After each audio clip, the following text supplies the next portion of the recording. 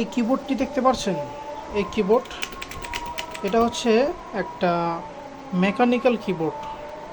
এই mechanical keyboard দিয়ে আপনি আপনার যে টাইপিং কাজ কম্পিউটারের সেটা আপনি করতে পারবেন। এখন কথা হচ্ছে আপনি মেকানিক্যাল কিবোর্ড কেন নেবেন?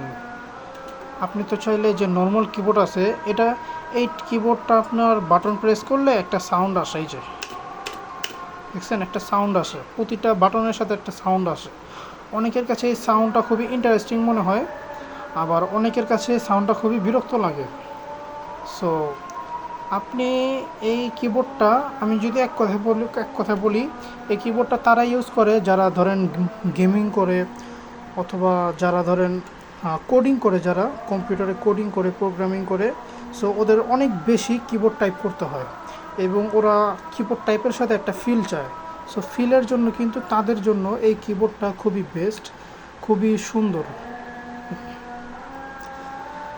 আর আপনি যদি ধরেন, আপনি যদি আপনার কিবোর্ড টাইপিং করার সময় যদি একটু ফিল চান, যেটা নয়েজ আসলে আপনার কাছে একটা ফিল লাগে, একটা কিবোর্ড টাইপিং ফিল লাগে, সো তার জন্য কিন্তু আপনি চাইলে এই কিবোর্ডগুলো নিতে পারেন।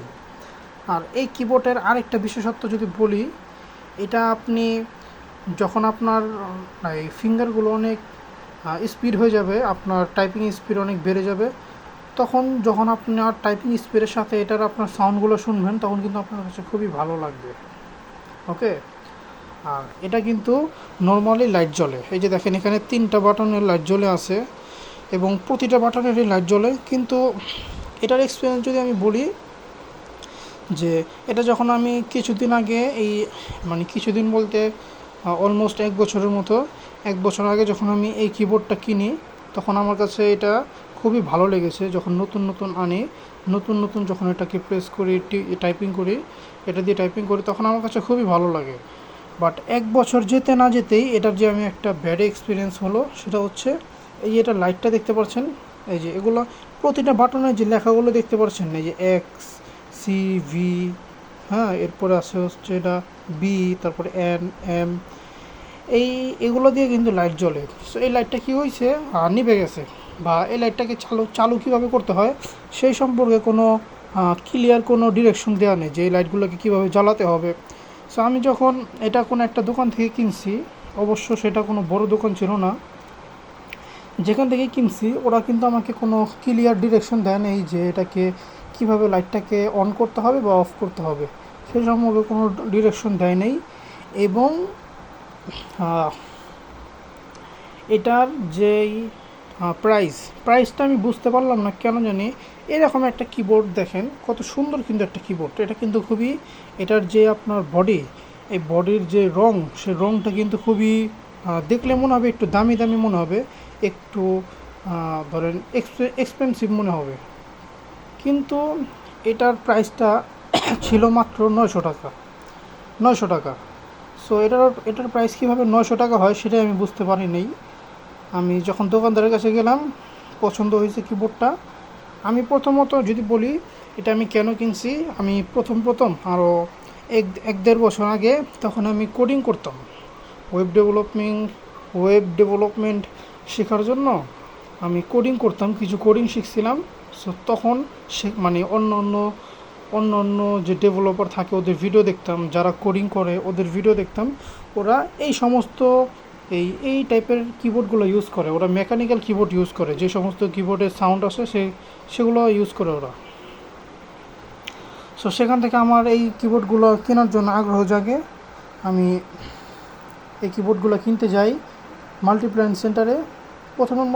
প্রথম ভাবছিলাম যে থেকে কিনবো, আপনার অনলাইন থেকে কিনবো, কিন্তু অনলাইন থেকে কিনি নেই। কারণ হচ্ছে একটা ট্রাস্ট ইস্যু থাকে, বা প্রোডাক্ট কেনার পরে কীরকম প্রোডাক্ট পাঠাবে, সেটার গ্যারান্টি ওয়ারেন্টি কেমন, সেটারও একটা বিষয় থাকে, যেহেতু এই বিষয়গুলো অতটা ক্লিয়ার না বাংলাদেশে। সো তার কারণে আমি এই কিবোর্ডটা ডিরেক্টলি অফলাইন থেকে কিনি। এখন অফলাইন থেকে কেনার জন্য আমি প্রথমে সার্চ করি যে কম্পিউটারের অ্যাক্সেসরিজ কোথায় পাওয়া যায়। ওখান থেকে খুঁজে পাই মাল্টিপ্ল্যান সেন্টারে গিয়ে, প্রথমে মাল্টিপ্ল্যান সেন্টারে আপনি যদি সোজাসুজি যান, প্রথমে গেট দিয়ে ঢুকতেই, ওই বিল্ডিংয়ের গেট দিয়ে ঢুকতেই বাম পাশে দুইটা দোকান পরে যে দোকানটা সেই দোকান থেকে আমি কিনি। সেটা কোনো বড় দোকান না, খুবই একটা ছোট একটা দোকান, বাট ওই ওই দোকান থেকে আমি এই কিবোর্ডটা কিনে নিয়ে আসি। অবশ্য কিবোর্ডের লোগোটা আমার কাছে খুবই ভালো লাগে। এই যে এই লোগোটা আমার কাছে খুবই ভালো লাগছে। এই লোগোর যে শেপ, এটা একটু গেমিং টাইপের, বাট আমার কাছে খুবই ভালো লাগে। আর তখন আমি মূলত ওই কোডিং করার জন্য আমি এই কিবোর্ডটা কিনে আনি। এখন এই কিবোর্ডটা কিনে আনার পরে আমি যখন কিবোর্ডটা কিনেছি তখন কিন্তু আমার টাইপিং স্পিড অতটা হাই ছিল না, বাট এখন আমার টাইপিং স্পিড অনেকটা হাই। সো এখন যখন আমি কিবোর্ডটা ইউজ করি, আমি যখন কিবোর্ড দিয়ে টাইপিং করি, আমার কাছে খুবই ভালো লাগে, খুবই একটা ফিল আসে। সো কিবোর্ডের ওভারঅল পারফরমেন্স ভালো, সব কিছুই ভালো, কিন্তু যেটা আমার কাছে ইস্যু মনে হয়েছে সেটা হচ্ছে যে লাইটটা কীভাবে জ্বলবে, কীভাবে অফ হবে, মানে অফ করার অন করার কোনো নির্দিষ্ট ডিরেকশন দেওয়া নেই, কোনো ক্লিয়ার কোনো ডিরেকশন দেওয়া নেই, কোনো জায়গায় দেওয়া নেই। আমি অনেক খোঁজাখুঁজি করেছি, এটার যে কাগজ ছিল, এটার যে ইউজার ম্যানুয়াল ছিল, সেখানেও দেওয়া নেই যে কীভাবে এটা লাইটটাকে অন করতে হয় বা অফ করতে হয়। এবং এই কিবোর্ডের আপনার এই বাটনগুলি আছে না, এই যে বাটনগুলো, এই আরও কাছ থেকে দেখাই, এই যে এই বাটনগুলোকে আপনি উঠিয়ে ফেলতে পারবেন। লাইক আমি যদি আপনাকে একটা এটা উঠিয়ে দেখাই, এটাকে প্রথমে শক্ত করে ধরবেন, টান দিবেন, এই যে উঠে গেছে, দেখছেন উঠে গেছে কিন্তু। আর এই হচ্ছে টোটাল বাটন, এই হচ্ছে আপনার টোটাল বাটন। সো আর এই হচ্ছে উপরের যে খাপটা, এই হচ্ছে কিবোর্ড।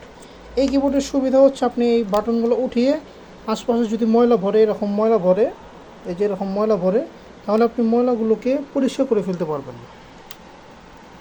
আবার এটাকে আপনি যে শেপ দেখতে পাচ্ছেন, প্লাস শেপ, এই প্লাস শেপ, এবং এটাতেও কিন্তু প্লাস শেপ, এই যে এই প্লাস শেপ অনুযায়ী জাস্ট এটাকে ধরে চাতা দিবেন, লেগে গেছে। আবার দেখছেন কত একটা ইজি ওয়ে।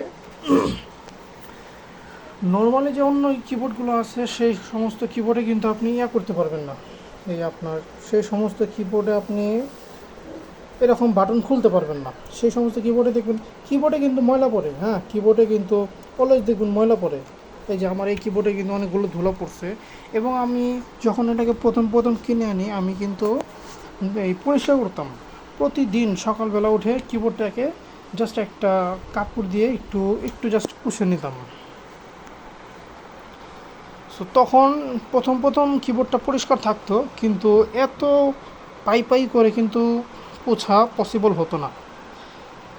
সো আপনি চাইলে এটাকে 1 সপ্তাহ পর অথবা 2 সপ্তাহ পর অথবা 1-2-3 সপ্তাহ পর এই কিবোর্ডটাকে আপনি একটু ক্লিন করতে পারেন।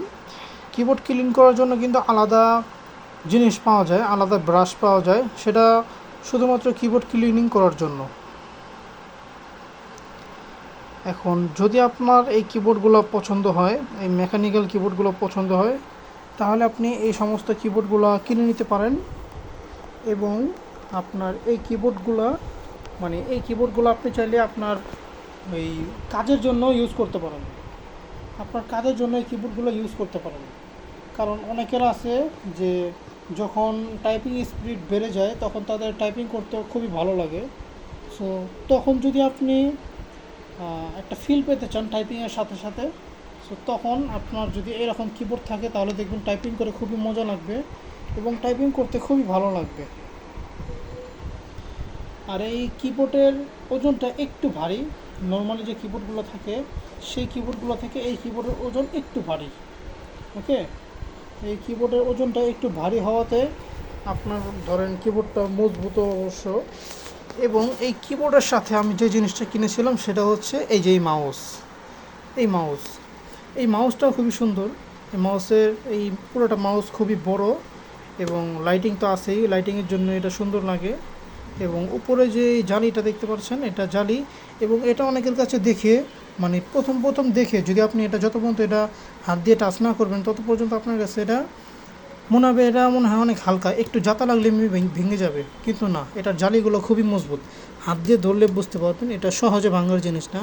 যদি আপনি একদম শরীরের জোর দিয়ে চাপ দেন তখন গিয়ে ভেঙে যেতে পারে, কিন্তু এইভাবে নর্মালি ভাঙবে না। এবং এই পাশে যে চাক্কিটা আছে, এই যে এই চাক্কিটাও খুবই কমফোর্টেবল। চাক্কির উপরে একটা রবার্ট আছে, যার কারণে আপনার হাত যদি পিছলাও থাকে তাও আপনার চাক্কিটা পিছলিয়ে যাবে না। এবং এই পাশে একটা ব্যাক বাটন দেওয়া আছে, এই পাশে টিপ দিলে আপনার যে স্ক্রিন, সেই স্ক্রিন থেকে আপনি ব্যাকে চলে যাবেন। আর এই মাউসের এই পাশে ভিতরে এই লোগো দেওয়া আছে, এই যে দেখেন ভিতরে লোগো দেওয়া আছে। লোগোটার কালার অলওয়েজ চেঞ্জ হয়, এটা যেহেতু RGB কালার, সো খুবই সুন্দর। এবং মাউস কেনার পরে আমি যে ভুলেই গেছিলাম যে মাউস কেনার পরে মাউসটার জন্য একটা এই এই কিবোর্ড মাউসের জন্য একটা প্যাড কিনতে হবে। সো যখন আমি কম্পিউটার প্রথম কিনি, ওর কিছুদিন পরেই আমি কিবোর্ড কিনি। বাট কিবোর্ড কেনার পরে এই যে এই প্যাডটা যে কিনতে হবে সেটা আমি ভুলে গেছিলাম। বাট যখন কম্পিউটার দোকানে গেলাম, সো ওই লোক আমাকে এই প্যাডটা ফ্রি দিয়ে দিছে, বলছে এটা আমরা ফ্রি দিয়ে থাকি। সো ওই লোকটা কেন আমাকে ফ্রি দিল আমি বুঝতে পারলাম। কারণ এই এই প্যাডের তো একটা অবশ্যই দাম আছে না, এটার তো অবশ্যই একটা মূল্য আছে, এটা তো মূল্য ছাড়া আর তৈরি হয় নাই। এটার এই জিনিসগুলো কিনতে তো কোনো না কোনো টাকা প্রয়োজন হয়েছে। বাট ওই লোকটা, আমি যখন কম্পিউটার ফার্স্ট কিনি, কম্পিউটারের ফার্স্ট অ্যাক্সেসরিজগুলো প্রথমে অ্যাক্সেসরিজগুলো কিনি এবং সবশেষে লোক আমার থেকে বিল করে এবং প্রতিটা কম্পোনেন্টের জন্য যে টাকা রাখছে, আমার কাছে মনে হয়েছে লোকটা আমার থেকে অনেক বেশি প্রফিট করে নিছে। ওই আমার পুরো পিসি সেটআপ থেকে অনেক বেশি পরিমাণে প্রফিট করে নিছে, যার কারণে ও আমাকে এটা ফ্রি দিয়ে দিছে। অনেক বেশি প্রফিট করছে আমার যতটুকু মনে হয়। কারণ ওই লোকের ভাবভঙ্গি উনি আমার কাছ থেকে প্রোডাক্ট পিসি সেল করে উনি দেখে অনেক খুশি। স্যার বলেন কী অবস্থা, এরকম উনি হিউজ একটা প্রফিট করছে আমার থেকে হিউজ একটা প্রফিট করছে, যার কারণে লোকটা খুবই খুশি। সো আমারও কোনো টেনশন নেই, কারণ আমার সেটা ফার্স্ট কম্পিউটার কেনা ছিল, আমি আগে কখনো কম্পিউটার কিনি নেই, সেটা ফার্স্ট ছিল, যার কারণে লোকটা আমাকে ধরেন এক কথায় ঠকায় দিছে বলতে বলা যেতে পারে। সো যদি আপনারা এরকম কিবোর্ড কিনতে চান, যদি আপনার টাইপিংয়ের জন্য এরকম কিবোর্ড নিতে চান তাহলে নিতে পারেন।